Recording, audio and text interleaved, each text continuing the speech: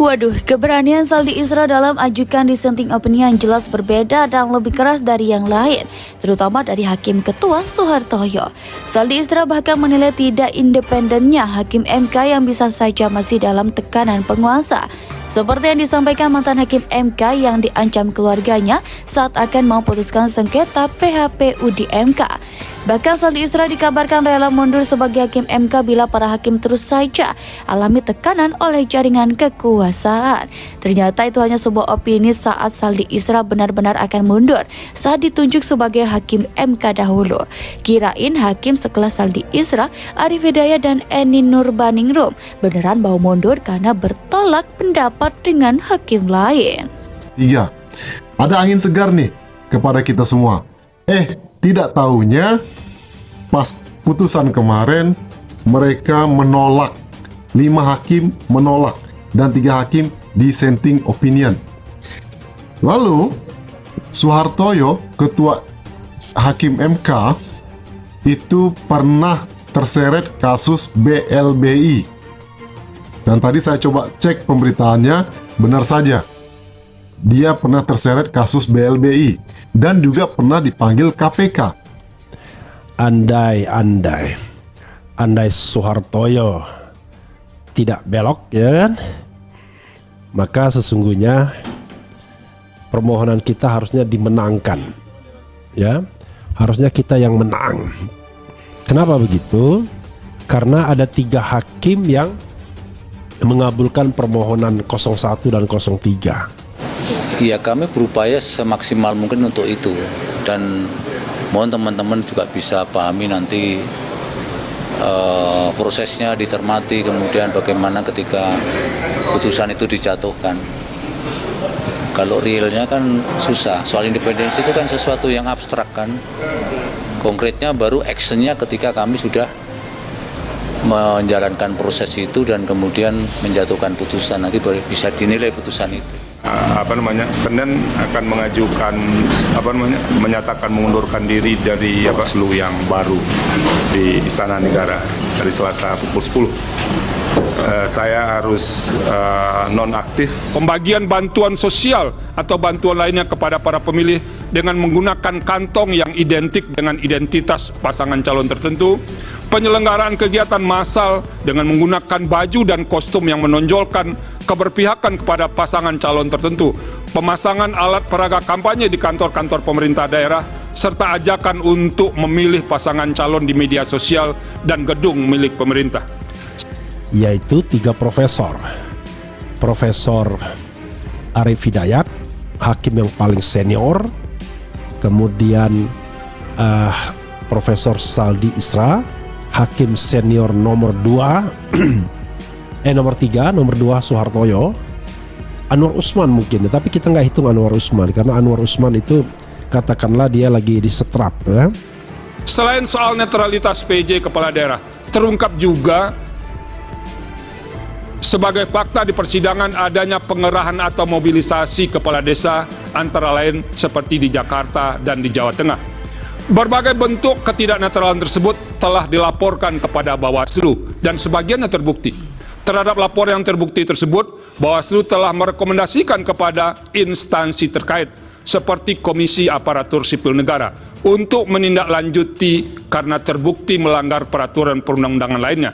Sidang putusan MK sudah dibacakan, hasilnya MK menolak gugatan sengketa Pilpres 2024 kubu 01 dan kubu 03.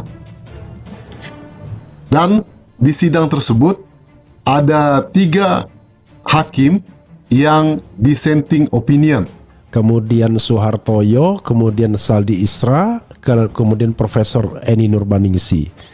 Nah, 3 dari 4 hakim senior ini mengabulkan permohonan kita dari 8 hakim. Makanya saya katakan yang mengabulkan permohonan atau menolak permohonan kita itu ya hakim kemarin sore.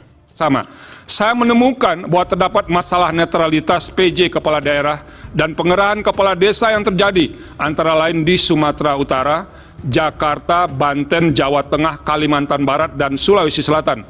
Adapun bentuk ketidaknetralan PJ kepala daerah diantaranya berupa penggerakan ASN, pengalokasian sebagian dana desa sebagai dana kampanye, ajakan terbuka untuk memilih pasangan calon yang memiliki komitmen untuk melanjutkan IKN. Ada Profesor Saldi Isra, Profesor Eni Nurbaningsih, dan Profesor Arif Hidayat. Awalnya banyak analisa, termasuk analisa Rocky Gerung dan juga beberapa video Bang Heris kemarin mengatakan kalau voting terjadi 4 yang menerima permohonan, dan salah satunya itu termasuk Suhartoyo yang ketua MK ini pernah di podcast Metro TV beberapa bulan lalu itu dia mengatakan dia pingin jadi orang baik, ya. Berkaitan dengan ketidaknetralan tersebut, KSN pernah merilis hasil survei pada Desember 2023 yang menunjukkan bahwa sebagian PJ kepala daerah dinilai belum optimal dalam pengawalan netralitas ASN. Salah satu penyebab utamanya adalah intervensi politik sehingga membuat ASN melanggar netralitas.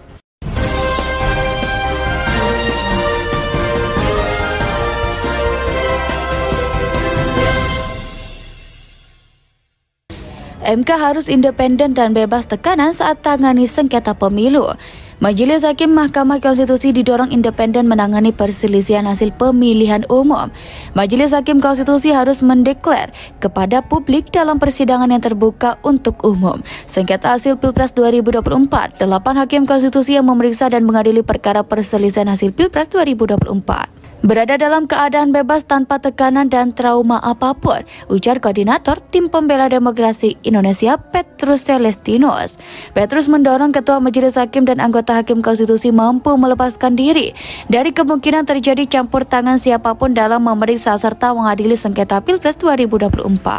Pasalnya, kata Petrus, ada konflik internal yang belum terselesaikan di MK buntut putusan perkara nomor 90 P Undang-Undang 21 2023 beberapa waktu yang lalu. Pihaknya pun memberikan dukungan dan akan mengawal 8 Hakim MK agar benar-benar independen dalam menangani sengketa Pilpres 2024. Para Hakim Konstitusi diingatkan agar tidak main-main dengan kedaulatan rakyat yang disalurkan lewat pemilu 2024. KPU telah menetapkan pasangan Prabowo Subianto Gibran Raka Buming Raka meraih suara terbanyak di Pilpres 2024. Pasangan nomor urut 2 itu mendapatkan 58,58% suara. Pasangan Anies Baswedan Muhaimin Iskandar mengikuti dengan perolehan 24,95% suara dan Ganjar Pranowo Mahfud MD memperoleh 16,45% suara. Kubu Anies Muhaimin dan Ganjar Mahfud yang tak menerima hasil Pilpres lalu menggugat ke MK. Kedua kubu meminta MK mendiskualifikasi Prabowo Gibran.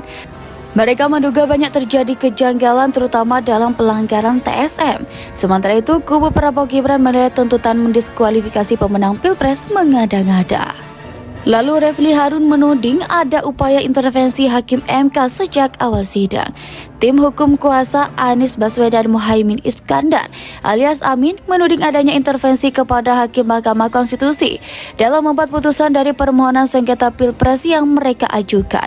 Anggota Tim Hukum Nasional Amin Refli Harun meyakini adanya intervensi yang dilakukan kepada Hakim MK sejak awal persidangan. Dari awal saya yakin intervensi itu ada, kata Refli saat dihubungi Tempo pada Minggu 21 April. Meski demikian, Refli tak menjelaskan detail bentuk intervensi yang dilakukan.